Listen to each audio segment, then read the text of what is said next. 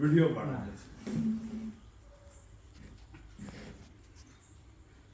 ಗಂಗಾವತಿ ಭಾಗದಲ್ಲಿ ತುಂಬ ಸಾವಿರಾರು ಜನ ಶಿಷ್ಯ ಪಡೆ ಮತ್ತು ಸಾಹಿತ್ಯ ಪರಿಚಾರಕರ ಬಳಗವನ್ನು ಹೊಂದಿರತಕ್ಕಂತಹ ಗುರುಗಳಾದ CH ನಾರಾಯಣ ಸರ್ ಅವರ ಮನೆಗೆ ನಾನು ಪತ್ರಕರ್ತನಾದಂಥ ಡಾಕ್ಟರ್ ಡಿ ತಿಪ್ಪೇಸ್ವಾಮಿ ಮತ್ತು KM ಶೀಲಾ ಅವರ ನನ್ನ ಕುಟುಂಬದ ಪರಿವಾರ ಸಮೇತ ಇವತ್ತು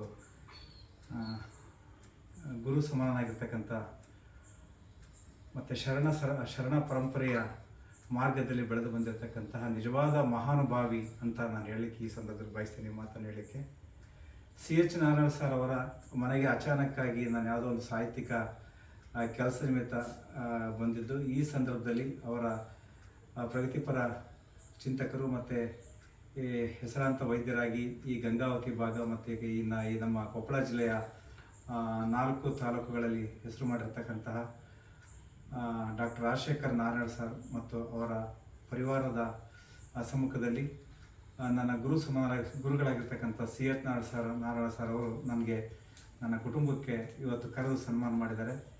ಬಹುಶಃ ನನ್ನ 25 ವರ್ಷದ ಪತ್ರಿಕೋದ್ಯಮದ ಸೇವಾವಧಿಯಲ್ಲಿ ಈ ಥರದ ಸನ್ಮಾನಗಳು ನನಗೆ ಖಂಡಿತ ಯಾವತ್ತೂ ಕೂಡ ಆಗಿರಲಿಲ್ಲ.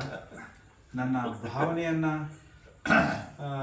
ಅರಳಿಸುವ ಹಾಗೆ ಮತ್ತಷ್ಟು ಕೆಲಸ ಮಾಡಲಿಕ್ಕೆ ಪ್ರೇರಣೆ ಕೊಡುವ ಹಾಗೆ ನನಗೆ ಇವತ್ತು ಸನ್ಮಾನ ಮಾಡಿ ನನಗೆ ಆಶೀರ್ವದಿಸಿದ್ದಾರೆ.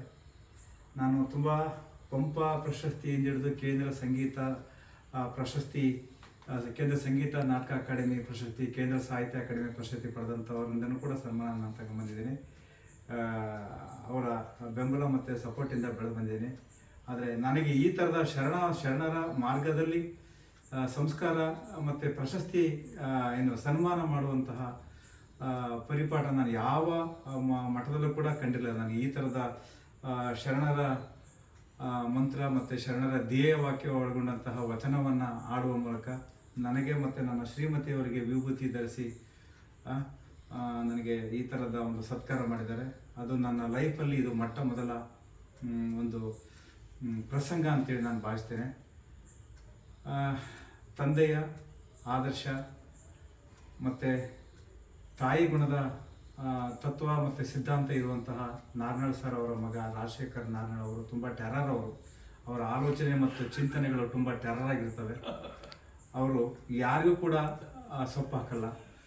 ತಂದೆದು ಸಾಫ್ಟ್ ನಿಲುವಾದರೆ ಮಗಂದು ಸತ್ಯ, ನಿಷ್ಠೆ, ಧ್ಯೇಯದ ಮಾರ್ಗದಲ್ಲಿ ನಡೆಯುವಂತಹ ದಾರಿಯಲ್ಲಿದ್ದಾರೆ. ಅವ್ರಿಗೂ ಕೂಡ ನಾನು ಈ ಸಂದರ್ಭದಲ್ಲಿ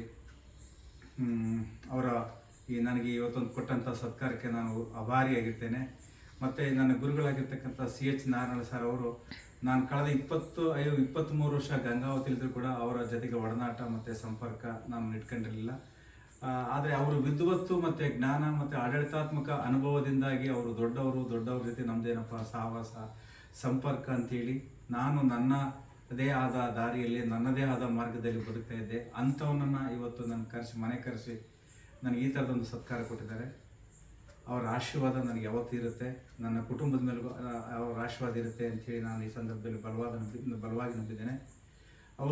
ಅವರ ಆಲೋಚನೆಗಳು ಮತ್ತು ಚಿಂತನೆಗಳು ಯಾವತ್ತೂ ಎಲ್ಲ ಸಮುದಾಯಗಳ ಬಡವರ ಪರ, ಶೋಷಿತರ ಪರ, ಅಲ್ಪಸಂಖ್ಯಾತರ ಪರ, ಅಲೆಮಾರಿಗಳ ಪರ, ಆದಿವಾಸಿಗಳ ಪರ ಇದ್ದಾವೆ ಅಂತ ಅನ್ನೋದು ನನಗೆ ಮೊನ್ನೆ ಬಸವಾನುಯಾಯಿ ಜಿ ಶಿವಲಿಂಗಪ್ಪ ಎನ್ನುವಂತಹ ಒಬ್ಬ ಶರಣ ಪರಂಪರೆಯಲ್ಲಿ ಬೆಳೆದು ಬಂದಿರತಕ್ಕಂಥ ಜಿ ಶಿವಲಿಂಗಪ್ಪನವರ ಬಸವಾನುಯಾಯಿ ಗ್ರಂಥ ಬಿಡುಗಡೆ ಸಂದರ್ಭದಲ್ಲಿ ನಾನು ಅವರ ಪ್ರತಿಯೊಂದು ಮಾತನ್ನು ಕೂಡ ಗಮನಿಸಿದಾಗ ಅವರ ಬದುಕು ಮತ್ತು ಅವರ ಪ್ರೇರಣೆ, ಅವರ ಬದುಕು ಬಂದಂಥ ಮಾರ್ಗ ನನಗೆ ತುಂಬ ಇಂಪ್ರೆಸ್ ಆಯಿತು. ಅವರ ಮಾತುಗಳಿಗೆ ಬಸವಲಿಂಗಯ್ಯ ಅಂತೇಳಿ ಕರ್ನಾಟಕದ ಒಬ್ಬ ದೊಡ್ಡ ರಂಗ ಜಂಗಮ ಅವರು, ರಂಗಕರ್ಮಿ, ರಂಗ ಸಂಘಟಕ, ರಂಗ ನಿರ್ದೇಶಕ, ಕರ್ನಾಟಕ ನಾಟಕ ಅಕಾಡೆಮಿಗೆ ಮೆಂಬರು, ಆಮೇಲೆ ರಂಗಾಯಣಕ್ಕೆ ಒಂದು ಹೊಸ ಐಡೆಂಟಿಟಿ ಕೊಟ್ಟಂಥ ಒಬ್ಬ ನಾಯಕರು ಮತ್ತು ರಾಷ್ಟ್ರೀಯ ನಾಟಕ ಶಾಲೆ, ಈ ಥರದ ದೊಡ್ಡ ಸಾಧಕರು ಒಬ್ಬ ಗಂಗಾವತಿಯಲ್ಲಿರ್ತಕ್ಕಂಥ CH ನಾರಾಯಣ ಸರ್ ಅವರ ಮಾತನ್ನು ನೋಡಿ ಕೇಳಿ ಮತ್ತು ಅವರನ್ನು ನೋಡಿ ತುಂಬ ಅಭಿಮಾನಪಟ್ಟು ನನ್ನೊಂದಿಗೆ ವೈಯಕ್ತಿಕವಾಗಿ ಫೋನಲ್ಲೂ ಕೂಡ ಮಾತಾಡಿದ್ದಾರೆ. ಮತ್ತು ಕಾರ್ಯಕ್ರಮ ಮುಗಿದ ಮೇಲೆ ಕೂಡ ಒಂದು ಅರ್ಧ ಗಂಟೆ ರೇಡಿಯೋ ಒಬ್ಬ ರಾಘವೇಂದ್ರ ತೂಫಾನ್ ಅಂತ ಒಬ್ಬ ಆಕಾಶವಾಣಿ ಎಂಪ್ಲಾಯೀಸ್ ನಮ್ಮನ್ನು ಸಂದರ್ಶನ ಮಾಡಿದ್ರು. ಅದರಲ್ಲೂ ಕೂಡ ಸಿ ಎಚ್ ನಾರಾಯಣ ಸರ್ ಬಗ್ಗೆ ತುಂಬ ಅಭಿಮಾನ ಪಟ್ಟು ಹೆಮ್ಮೆಯಿಂದ ಮಾತಾಡಿದ್ದಾರೆ.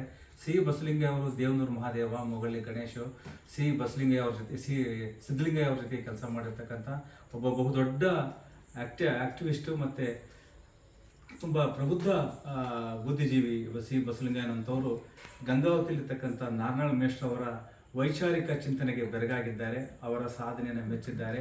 ಅಂಥವರಿಂದ ಪ್ರಶಂಸೆ ಪಟ್ಟಂತಹ ನಾರಾಯಣ ಗುರುಗಳಿಗೆ ನನ್ನ ಕುಟುಂಬದ ಪರವಾಗಿ ಇನ್ನೊಮ್ಮೆ ನಾನು ನಮನಗಳನ್ನು ಸಲ್ಲಿಸ್ತೇನೆ. ತುಂಬ ಥ್ಯಾಂಕ್ ಯು ಸರ್. ಮಾತಾಡಿ ಸರ್, ಯಾರು ನೀವು